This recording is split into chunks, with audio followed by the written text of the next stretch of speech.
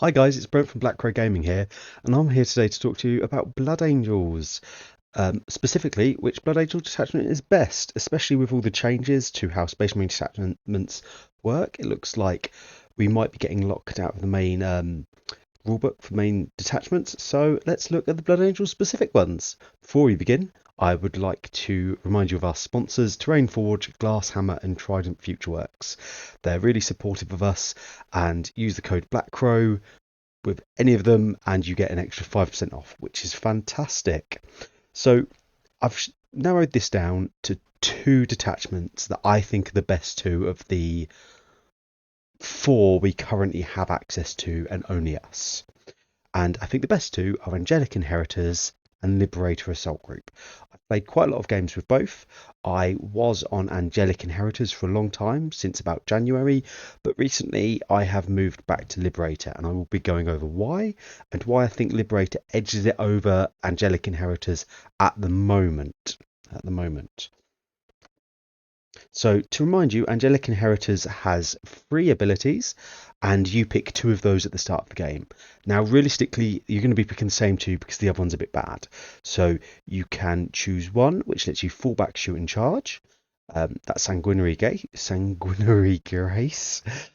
You've got Carmine Wrath, which is reroll hits and wounds of one for a unit led by a character. Same as the other one, you have to have a character attached. And the last one is you can reroll advance and charge rolls. Um, this doesn't sound like a really good detachment rule because of the it only affects unit with characters. However, I find that a lot of unit in Blood Angels are quite reliant on their characters anyway, and this really helps them. So, for example, I don't normally play the Sanguinor or Mephiston. However, in Angelic Inheritors, where they get fullback shoot and charge, and reroll hits and wounds of one, where they normally roll hitting on twos, wounding on twos, it really helps them out. They suddenly become much more reliable in their damage output, and the fullback shoot and charge really helps the Sanguinor when he's arriving from deep strike, when he's coming in and rescuing a unit. He can sort of position himself so that he's only targeted by one or two units, one or two models in the unit that he's basically heroicing from space into. And from there, he can fall back. And 12 inches falling back from the middle of the board into your opponent's backfield, it's very strong. Um, I really like this detachment. It is more difficult to play, but the benefits are always there. So Sangard really benefit from this detachment if they're hitting on twos, like with Dante, because the reliability of all their hits actually hitting, or their attack rolls hitting, it's good. It feels good. And it's probably not as much raw damage as Liberator, but it's more consistent. You get it when you get charged and when you don't get charged. My issue is that generally on Space Marine bodies, if you're getting charged, you're going to be losing quite a lot anyway. So I prefer to be the one doing the charging. Um, the best things I think about Angelic, and there's a lot of good things about it. So the ones I've got here, so you've got access to Uppy Downy, um, which is specialized because the problem with Uppy Downy is you want to be able to use it on a shooting unit because you don't generally want to be banking those 9-inch charges. So it's really useful for point scoring.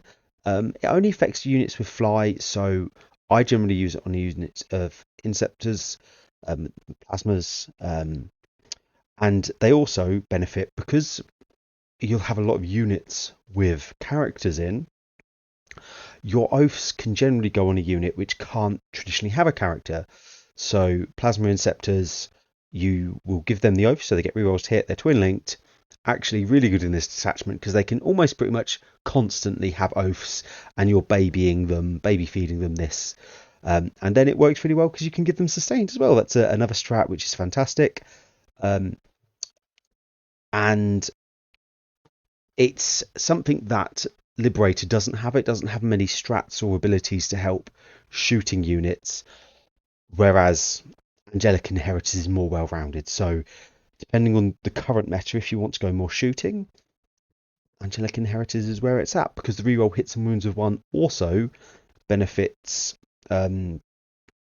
shooting units. My favourite use of this sustained hits is actually a Devastator squad. So Devastator squads, you put a character in there, so you're rerolling hits and wounds of 1, and you give it sustained hits.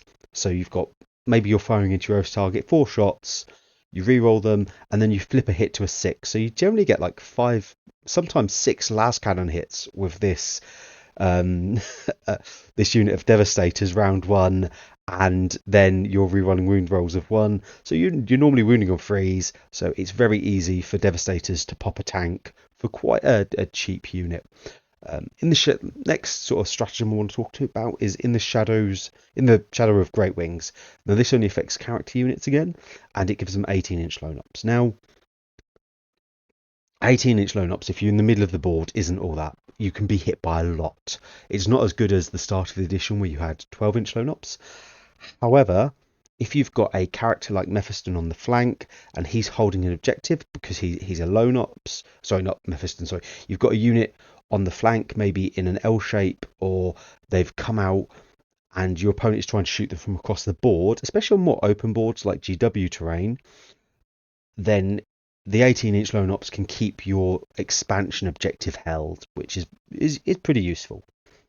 There are other sort of things. There's a Scout 6-inch enhancement, which is equivalent to getting a free advance and charge turn 1, but that's situational, whether you want to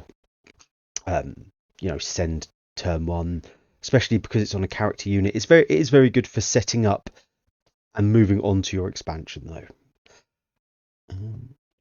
Liberator Assault Group. Okay, so Liberator, on the charge, you get +1 attack and +2 strength for every model in the unit that makes charge. It's just good. Like, Assault Intercessors suddenly get 5 attacks at strength 6, 1 each. It just makes them a lot better. It makes them punch up for cheap units like Scouts who can have 4 combat blades and a sergeant with chainsaw, just spitting out like 21 6/1/1 attacks, and they really punch up. Like 21 attacks with oaths, mate. You might spend a CP for lance or lethal hits, and you can take out much more expensive points models, especially if you then combo that with a combi lieutenant and you're getting rerolls 1. It lets you trade units really well. It lets them punch up, and yeah, so it's a very good rule. It's very good for things like Sangard, where suddenly you're having as many attacks as some captains with like a single model in the unit. So you're getting 5 strength 8 attacks at 3 AP 2 damage.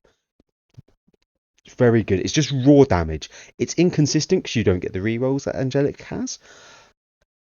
And yeah, so I like Liberator Assault Group. Okay, so some of the best parts of Liberator and things that I think people have to work around are the enhancements. It's got 2 enhancements that I think pretty much everyone takes every time they write a Liberator list.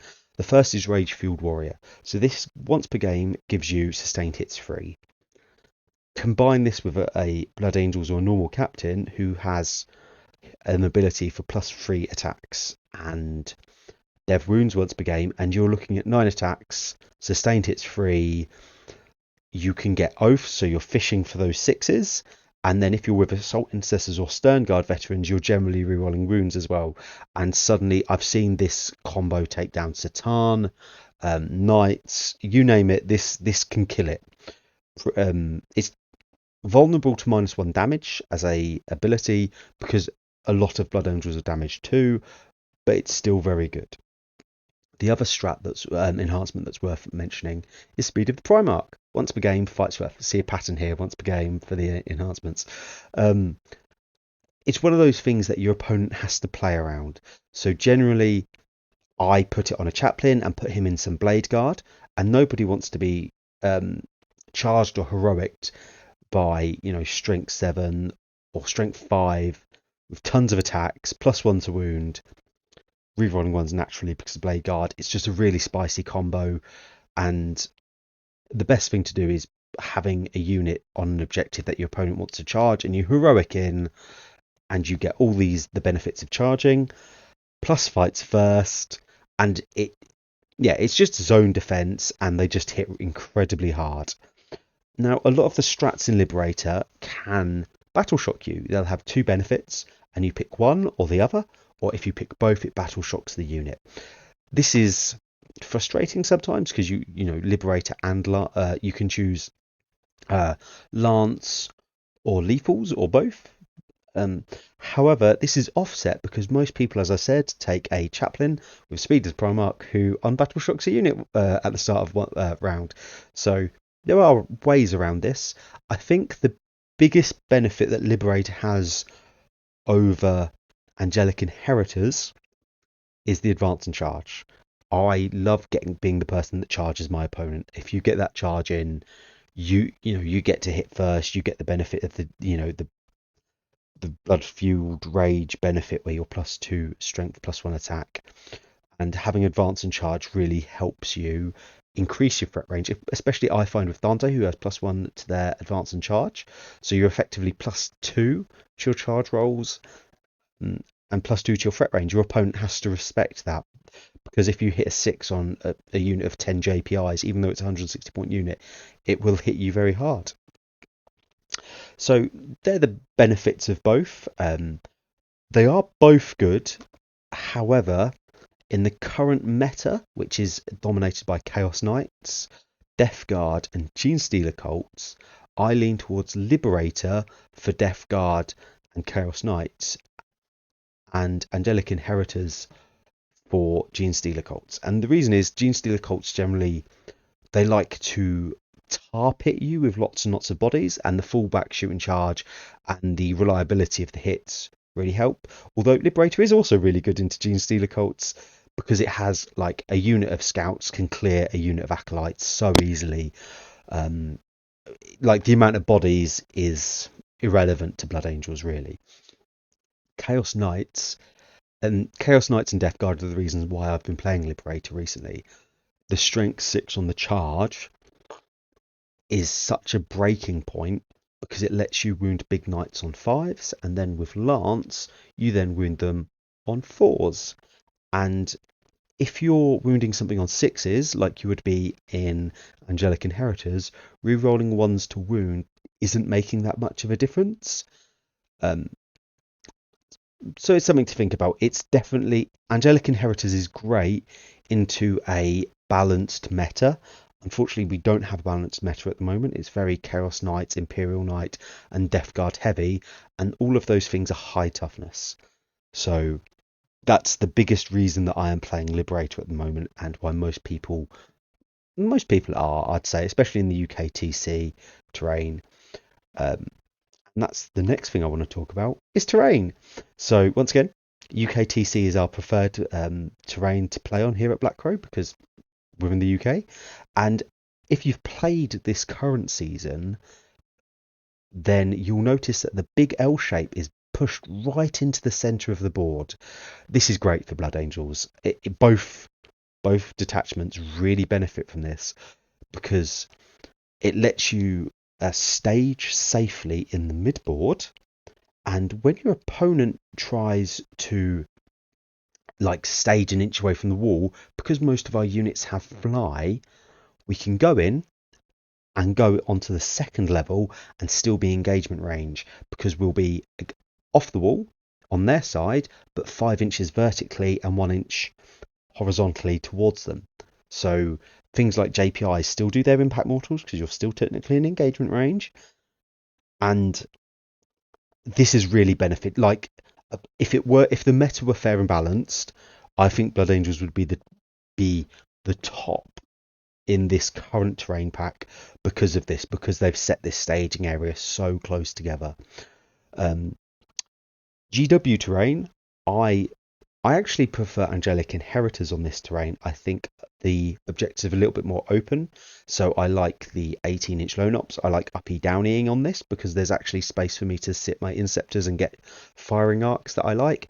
And being able to fall back, like it's useful. I definitely think if you are on GW Train or you play that regularly, then Angelic Inheritors is probably slightly the best option for you. Um, but I've only really played GW Terrain on TTS, so you might have mixed opinions. You might disagree with me.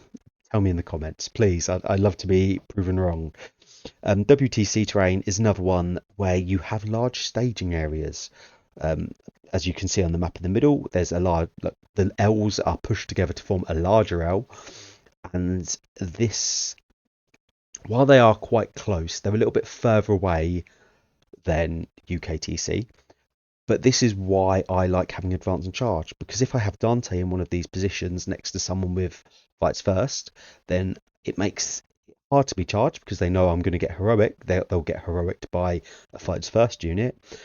But if they don't deal with them, the range that he possesses means I can go from my staging area right into their backlines with a good advance roll. WTC also has, because it's got lots of big L's, it doesn't have as many firing lanes that I like to take advantage of in Angelic Inheritors. I've got to do more work for for killing my opponent. So the big thing for me is Angelic Inheritors is definitely playable. It is a good detachment, and it might be that there are changes to our army rules. If we look at what's happened with Black Templars, then they have lost access to Oath. And if we lose access to Oath and get something different, it might be that we look at Angelic Inheritors differently.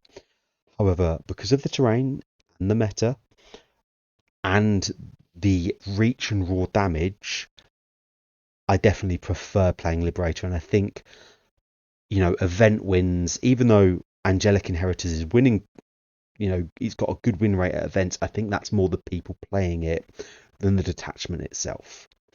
So that's my thoughts on it. If you have anything to say, please let me know in the comments, and I hope you enjoyed this video. Bye guys.